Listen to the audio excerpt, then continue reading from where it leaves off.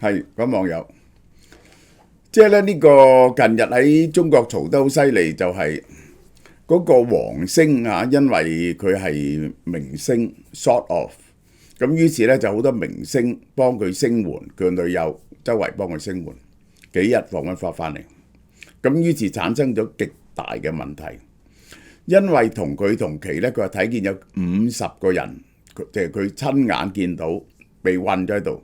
咁點解嗰啲唔救翻翻嚟呢？呢個第一個問題。第二個問題就係中國當時就係話清除咗緬北呢個果敢老街嗰個商業詐騙集團。咁點解喺緬甸東南呢啲詐騙集團，你容許佢長期存在呢？點解長期存在？呢啲能夠存在，一定要有幾方面嘅包庇喎。呢個係緬甸軍政府嘅包庇，呢個必然要有。但係緬甸軍政府嘅包庇呢，淨係緬甸軍政府嘅包庇都唔得喎，因為啲人呢由泰國去嘅，咁泰國政府點解包庇啊？而且緬甸軍政府一定要靠大陸支援佢先能夠繼續生存。咁點解大陸唔俾壓力佢啊？咁於是咧，佢哋整咗啲 group 出嚟啊，有幾多人唔見咗？而家去到而家咧，已經有過千個人登記，話佢哋啲親友咧就係喺呢個去咗緬甸唔見咗，過千個人。咁究竟估計有幾多人咧？咁當時喺老街放翻嚟咧，就係7-8萬嘅人，7-8萬嘅人。估計喺呢度咧都係咁上下，即係俾人咁樣氹去標咗心勒索嘅人咧，有7-8萬嘅人，其中7-8成係大陸人，有少部分係台灣人、馬來西亞人，咁就係香港人就好少嘅，香港港澳人就比較少啲，香港人難呃啲嘅，呢個就係咁呢一個就係各地啲人民都非常憤怒，即係點解？喺大陸你話因為商業詐騙，就佢哋自己嘅錢都攞唔到，通常都攞唔到，所有嘢都係實名登記嘅。而點解商業詐騙仲可以大規模地存在？而中國政府係容許佢哋喺緬甸經營咁龐大嘅商業詐騙集團。澳紐網聚2月2號星期日咁呢個就係已經係發咗 email 通知你哋啦。如果你冇收到，唔該你，如果你有申請到嘅咧，唔該你去睇睇你個 email 同埋俾錢book 位。而家就確實俾錢 book 位嘅時間。如果你話你 email 就見唔到咧，可能係咪走咗去你嗰啲增 mail 度？你睇睇呢個商業詐騙集團，呢個緬東南呢一個咁嘅詐騙園區咧，其實係同一帶一路有密切關係喎。首先，佢係出於一帶一路。近一個聲稱俾人肉販子賣到緬甸，呢個全部呢啲係妙瓦底。喺微博最後我有佢嘅求救信號。李老師不是李老師發文，已經被困140日，家屬由舊年開始聯繫大使館等有關部門，仍未立案，唔准立案，求救無門，唔准立案。呢一個嗰個王星咧都係唔准立案。當地嘅差人咧又話唔准報案，佢女朋友去就話你唔係親屬然後咧佢個細佬去咧就話唔應該喺呢度報案，你應該去邊度報案。總之咧推嚟推去，大家都唔肯報案，唔肯俾你立案，因為一立咗案咧你就可能出嚟嘈啦咁而且佢哋嘅破案記錄亦都唔好啦，因此係無論係泰國警方或者中國警方咧都唔俾你報案。好啦，嗱我哋睇下成件事嘅開頭其中一個園區嘅創始就係一帶一路嘅商人，國際刑警發生紅色通緝令呢度有，佢就叫做唐倫海，又叫做余倫海佢就係緬甸豬仔地獄嘅原主之一。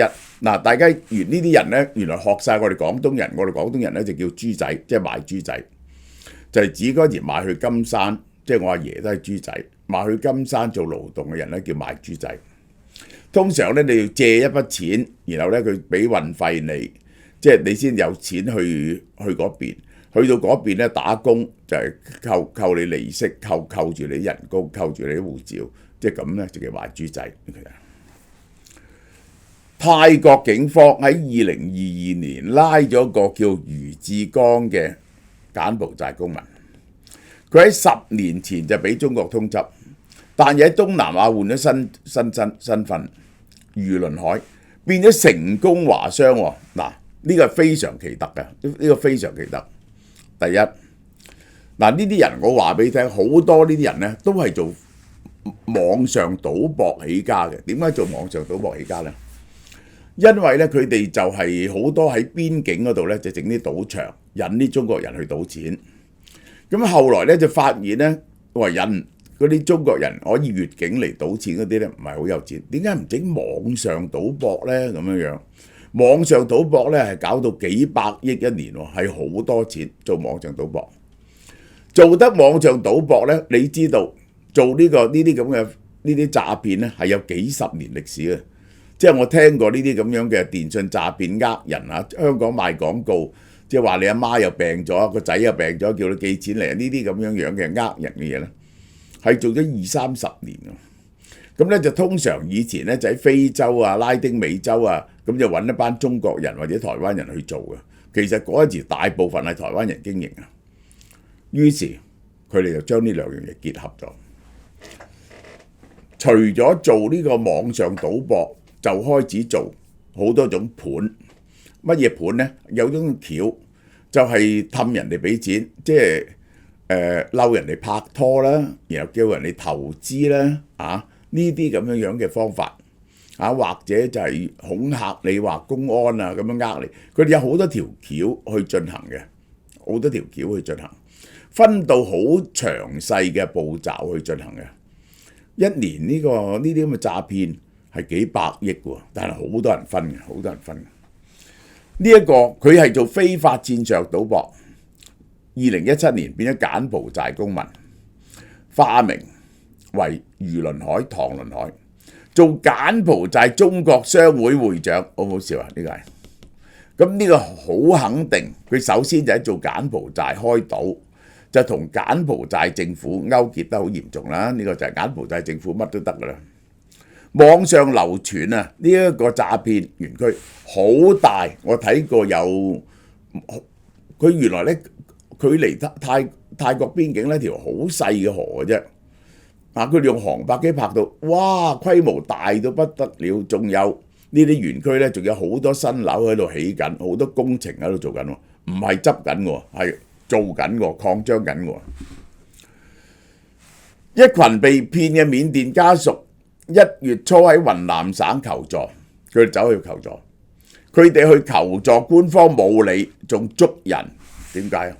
佢哋唔想解決。嗱，其中一個一定懷疑勾結嘅就係雲南地方當局、廣西地方當局。家屬坐喺地下，2個人將佢拉起，移動去第二度。就算家屬喺地上被拖行，無動於衷，嗰啲家屬死賴要政府出面，政府唔會理呢啲事，政府唔會理，因為當地政府接咗呢，如果佢上報上去呢，就令到中央嘅顏面無存啊嘛，係咪？唔可以承認有呢啲事。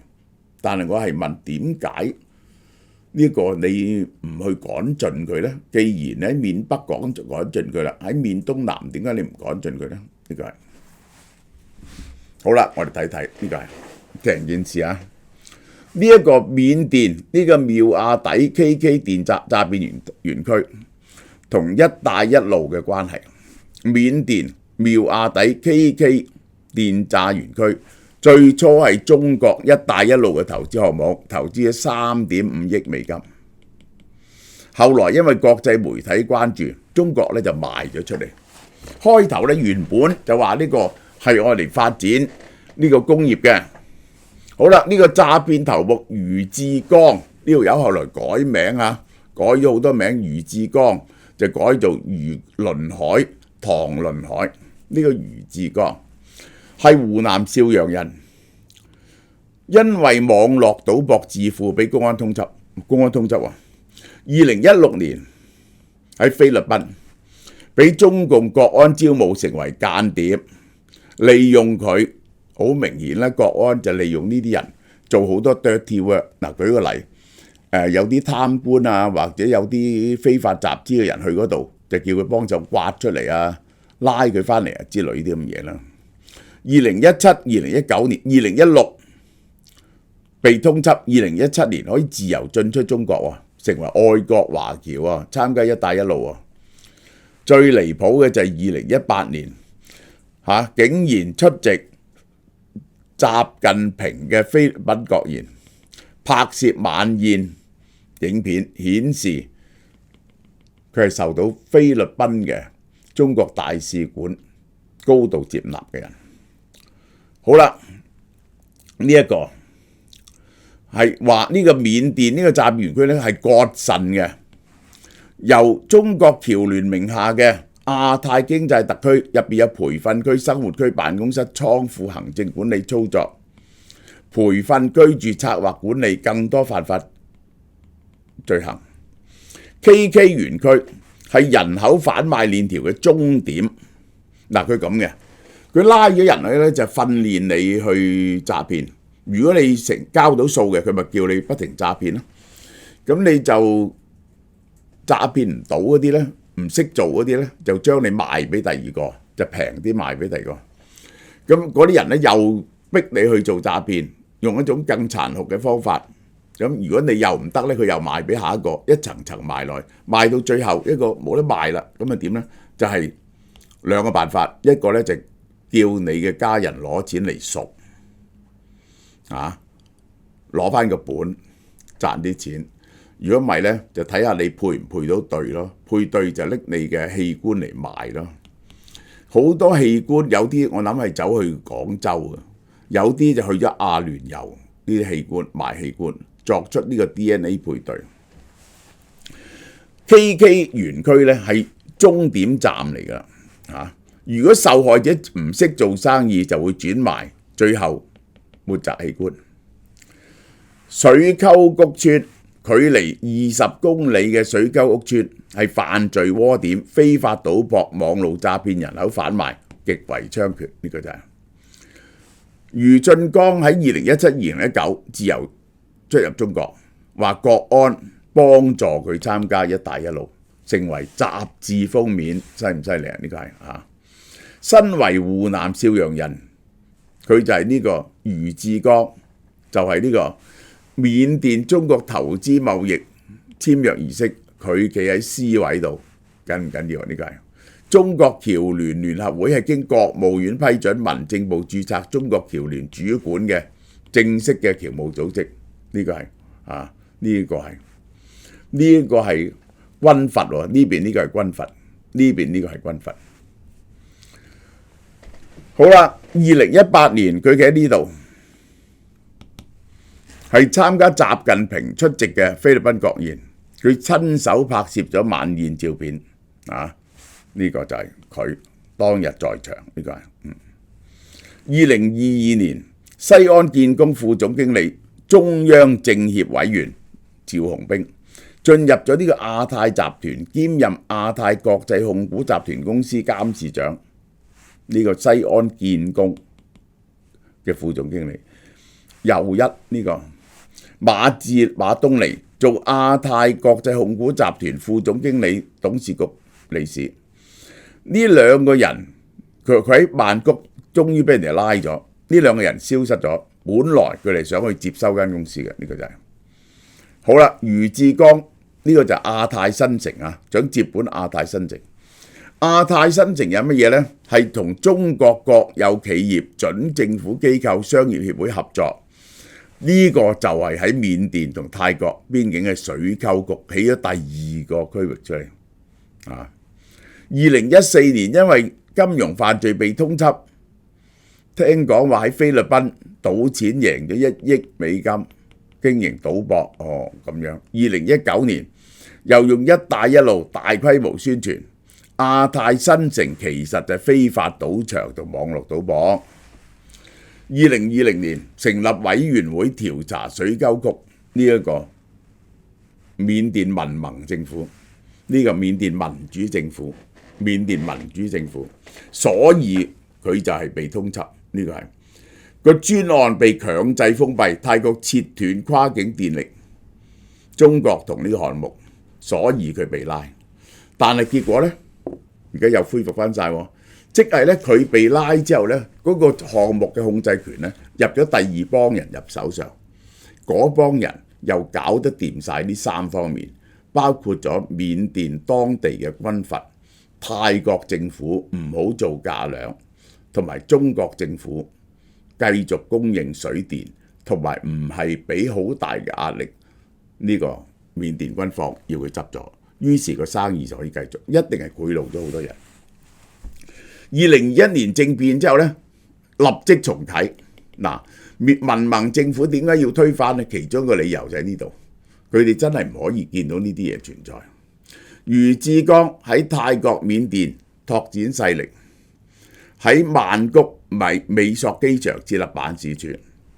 2021年人口販賣強迫勞動者參加，涉及殺豬盤，開始查呢個水溝谷。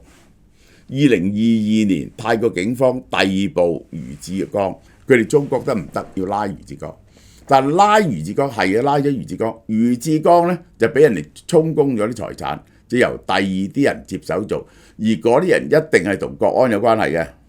我話俾你聽，余志剛被關押喺泰國，但喺獄中依然透過資金操控，其實佢幫你 manage。亞太國際繼續喺緬泰邊境拓展非法任務，呢個係英國制裁余志剛，中國未對同埋切夫，中國未對切夫採取行動，呢個係影響力依然喺度。庭審表示佢不但被中國僑聯同埋僑商會重點扶持，仲俾僑商會秘書長問佢收咗200萬，海南國安負責人分管佢嘅處長多次勒索。嗱，呢啲人一定係買通咗國安，國安人哋要去整佢嗰陣時咧，國安就做唔到嘅，揾唔到佢嘅，唔知喺邊度啊，亦都唔俾壓力泰國，等泰國係趕絕佢喺曼谷機場同埋通去邊境嗰條路上邊。好啦，求救嗰個女生啊，有冇人知道因為求救民黨喺邊度呢？有冇好心人幫助提供求救民黨？呢個話運咗140日嗰個，我想揾到之後發俾家屬。我哋被困咗苗亞底140日，比我哋嚟得早嘅3個係打到好慘綁嚟嘅，一個中途逃回之後俾人買走咗。邊個人幫助過我？唔知佢邊，佢偷偷就係上到網。點可以逃出呢？隨時有兵把守，冇逃掉嘅，打到半死，然後消失咗。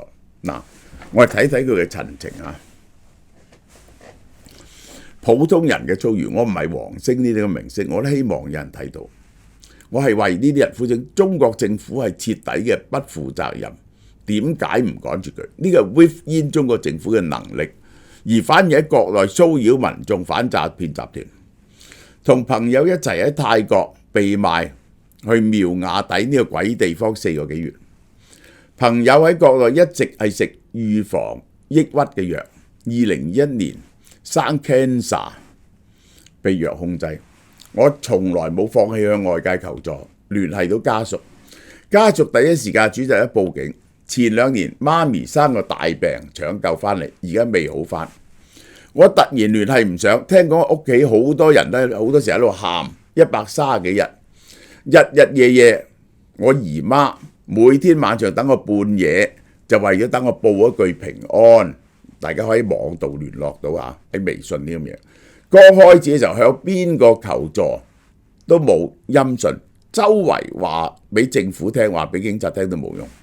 佢無助到晚上帶住呢個有仔喎，帶住我仔喺樓頂去求觀音菩薩保我平安回家。仲喺度讀小學嘅孩子為咗想辦法救我，同佢爸爸借錢贖我翻去，同佢爸爸嘈起上嚟，佢個女陰公。我知道事情嘅原委之後，通過電話發給消息，希望佢內心唔會因此受到傷害。經過多方位打聽了解，有個叫阿龍嘅志願者可以幫我。加咗阿龍話俾我前面仲有幾十個家屬排緊隊。嗱，呢啲係一定要人保證俾咗錢放到人出嚟先得，嗰個嘢係要證明上一個佢救到，然後先人信佢。大家互相唔信任咧，係要捽好耐嘅。但係前幾日佢發消息話阿龍佢冇答覆，後邊嘅朋友圈了解到佢病咗。我希望阿龍佢正義善良，俾更多人睇到，希望佢身體健康，希望阿倫求助被困者。而家有1000人求助，超過1000人求助。嗱，我講俾大家聽，上次破獲咗嗰度咧就呢度緬北喺呢個位，喺中泰邊境。咁呢個中泰邊境嗰啲咧就掃蕩晒，而家呢啲係喺反抗軍手上邊。咁呢度就冇事，就去咗嚟呢一度。呢個區嗰啲呢，仲係喺緬甸軍政府嘅手上。佢哋喺曼谷上車就走嚟呢度，就係過境。其實就係大家睇下成個園區，緬甸苗亞迪詐騙園區分成咁多個園區，每個園區入邊呢都可以住幾千人嘅，每個園區都可以住幾千人嘅，就一檔人喺度經營。咁佢哋咧，梗係要俾保護費，當地嘅軍警啦，又要請當地嘅保安人員啦。呢個係群龍割據，余志安、索其督呢個係個軍隊喺呢度水澤谷，紀曉波仲有做咩？我唔知喎。包世雄呢個又係一個軍隊，唔同嘅軍隊就喺呢度係微索啊嚇，呢個就係縣城。呢個 KK 園區就係索丁溫，呢個克倫佛教軍，呢個係反抗軍嚟喎，話喺呢度，話允國區有一個喺呢度，允國區而家好多人話有燕窩允國區嘅呢個詐騙園區喺迪拜嘅，喺柬埔寨嘅，喺緬北嘅，喺緬東嘅，喺泰國，喺菲律賓最近掃咗好多，老撾係有萬象城我都知道。印尼、馬來西亞、韓國、新加坡又而家都拉得好犀利啊！菲律賓就拉咗呢個係阿聯酋裏邊詐騙園區，猛獸絕吃人，唔吐骨頭嘅。凡係以組團出國搞基建、揀旅遊、高薪請人，你千祈唔好去。過年啦，我哋又有新貢獻嚇，送乜嘢俾親朋戚友好呢？嗱，呢個除咗送俾親朋戚友，仲要自己食啦，超級驚喜！俏貓貓門市限定 BG18 魚子醬，原價1080，驚喜價990，送翻1000蚊嘢俾大家。BG18 魚子醬係用斯氏鱘同達氏黃混種鱘魚嘅魚子製成，呢個 mixture 係好好嘅。佢嘅養殖期13年啦，13年係好耐噶啦。魚子直徑3mm 以上，每粒都係淺至深嘅琥珀色。鹹味2.8至3，質地絲滑柔軟細膩，口感 creamy， 全天然產品。好，今次送咩呢？呢一個比頓山莊紅酒，一支價值670蚊。